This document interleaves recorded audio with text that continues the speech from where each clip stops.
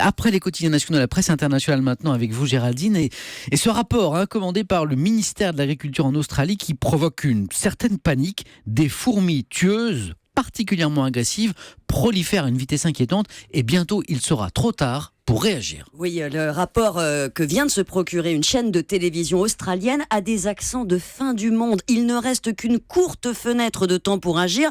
Après, il sera trop tard, écrivent les spécialistes. Entendez, après, la fourmi de feu aura envahi tout le territoire. Or, cette fourmi, Samuel, elle est particulièrement ravageuse. Solenopsis invicta est une petite chose rouge, hargneuse et omnivore qui avale des hectares de culture. Elle s'attaque au bétail, aux fondations d'immeubles et pour l'homme, elle est particulièrement dangereuse. Ces piqûres provoquent de fortes transpirations, des brûlures. C'est pour ça qu'on l'appelle fourmi de feu et des réactions allergiques qui peuvent être fatales. 3000 personnes pourraient mourir chaque année, prévient le rapport, si le pays ne l'éradique pas. Mais Géraldine, ce problème, on le découvre maintenant en Australie ? Pas du tout, mais les pouvoirs publics ont vraiment sous-estimé la propagation de cet insecte qui vient d'Amérique du Sud et a été introduit en 2001 par le port de Brisbane. Depuis, les colonies n'ont cessé de s'étendre et les autorités n'ont fait que contenir leur progression.